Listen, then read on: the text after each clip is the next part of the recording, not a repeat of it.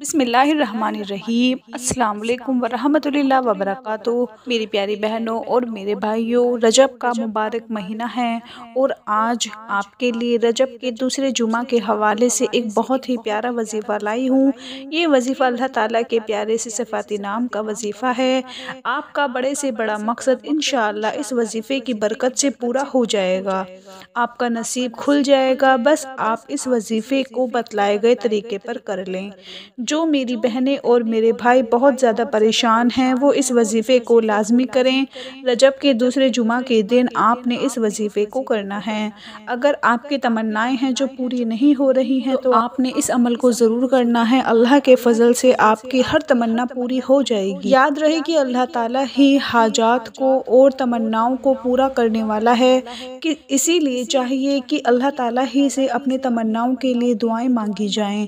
آپ نے اللہ تعالیٰ کی ذات پر پورا بھروسہ اور پورا یقین رکھتے ہوئے صرف 10 بار اللہ تعالیٰ کا یہ خاص نام بتائے گئے طریقے پر پڑھنا ہے۔ اس عمل کا پورا طریقہ میں آپ کو بتاؤں گی، بس آپ نے ویڈیو کو اسکپ نہیں کرنا اور ویڈیو کو آخر تک دیکھنا ہے تاکہ کوئی اہم بات آپ سے مس نہ ہو جائے۔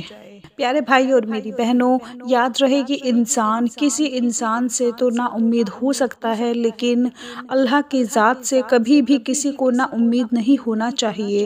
اللہ کی ذات سے اگر آپ نا امید ہو جائیں گے تو پھر آپ کے پاس کوئی اور ذات باقی نہیں بچتی کہ جس سے آپ امید رکھ سکیں۔ اور یاد رہے کہ اللہ پاک خود فرماتا ہے کہ اللہ کی رحمت سے نا امید نہ ہونا، تو آپ نے پورے یقین کے ساتھ اور اللہ کی ذات پر مکمل بھروسہ کرتے ہوئے یہ عمل کرنا ہے۔ جمعہ کے دن آپ کسی بھی وقت اس عمل کو کر سکتے ہیں یا کر سکتی ہیں۔ اس کے لیے کوئی خاص وقت مقرر نہیں ہے، البتہ عصر کے بعد کر لیا جائے تو زیادہ بہتر ہے۔ پیارے بھائی اور میری بہنوں، آج کا وظیفہ اللہ پاک کے جس اسم مبارک کا ہے وہ اسم مبارک ہے یا فتاح۔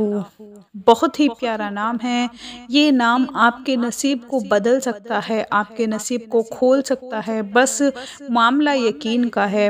اگر آپ مکمل یقین کے ساتھ اس نام کو پڑھتے ہیں تو آپ اس کی برکات خود اپنی آنکھوں سے دیکھ لیں گے۔ اس عمل کا طریقہ یہ ہے کہ آپ نے پہلے 10 مرتبہ استغفار پڑھنا ہے۔ جو بھی کلمات آپ کو یاد ہو وہ آپ پڑھ سکتے ہیں، یا پھر صرف استغفر اللہ بھی آپ پڑھ سکتے ہیں۔ 10 مرتبہ استغفار پڑھنے کے بعد آپ نے 10 مرتبہ یا فتاح پڑھنا ہے، اور اس کے بعد دوبارہ آپ نے 10 مرتبہ استغفار پڑھنا ہے۔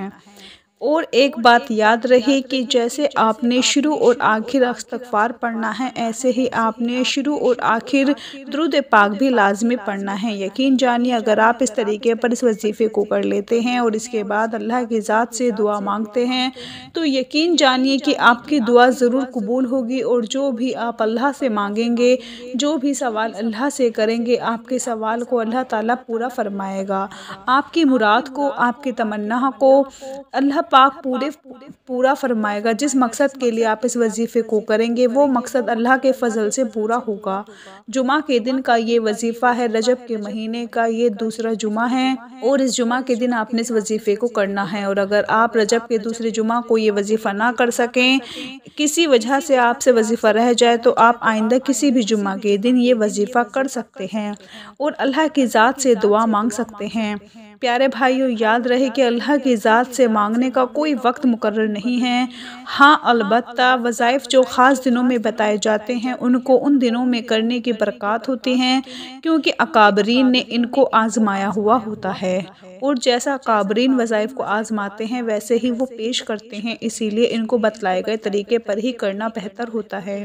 یاد رہے کہ اللہ کی ذات تو اپنے بندے کو عطا کرنے کے لیے ہر وقت تیار ہے، لیکن افسوس یہ ہے کہ بندوں کے پاس ہی وقت نہیں ہے کہ وہ اللہ کی ذات سے مانگیں۔ یاد رہے کہ دعا کی قبولیت کے کچھ اوقات ہیں جو ہمیں ہمارے پیارے آقا صلی اللہ علیہ وآلہ وسلم نے بتلائے ہیں۔ اگر ہم ان اوقات میں دعا مانگیں گے تو وہ جلد قبول ہوگی۔ اسی لیے چاہیے کہ قبولیت کن اوقات میں اللہ سے مانگے جائے۔ انہی اوقات میں سے ایک وقت جمعہ کے دن عصر کی نماز کے بعد کا بھی ہے۔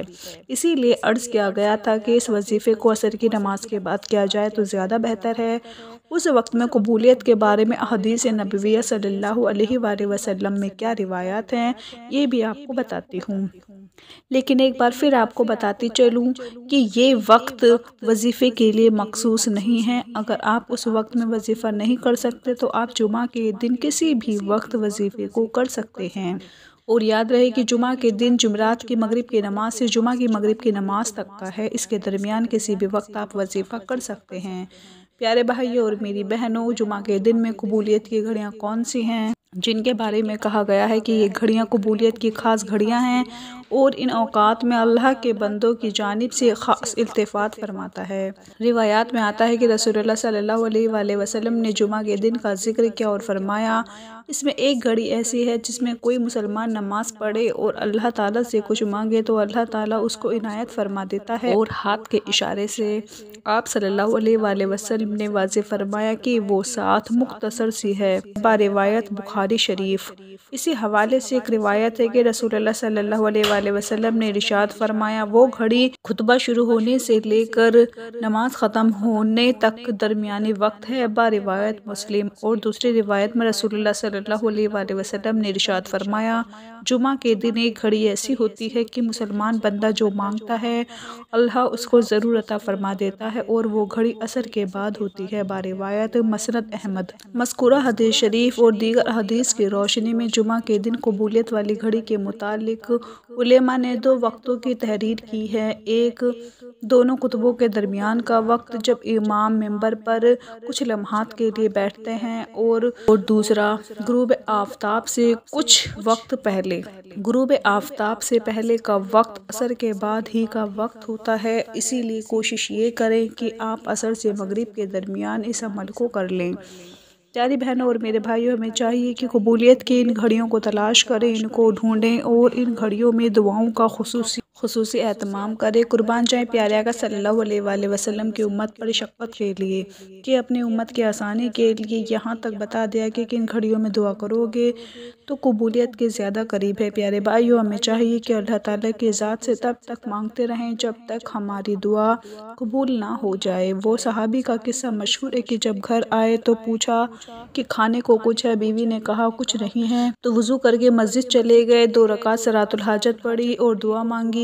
واپس آئے، پھر پوچھا کچھ بندوبست ہوا؟ تو کہا نہیں، پھر سے وضو کیا اور مسجد چلے گئے، نماز پڑھی، اللہ سے دعا مانگی، یہی عمل 3-4 بار کیا، اور تیسری یا چوتھی بار گھر کی چکی خود بخود چل پڑی تھی اور اس سے آٹا نکلنے لگا، گھر کے سارے برتن آٹے سے بھر گئے، تو اسے کہتے ہیں اللہ کی ذات پر یقین اور بھروسہ۔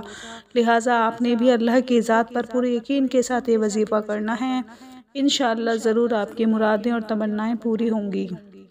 ویڈیو کو صدقہ جاریہ کے نیت سے شیئر بھی کریں، اپنا بہت سارا خیال رکھیں، اپنی دعاؤں میں یاد رکھیں، 5 وقت نماز پڑھیں۔ اللہ حافظ۔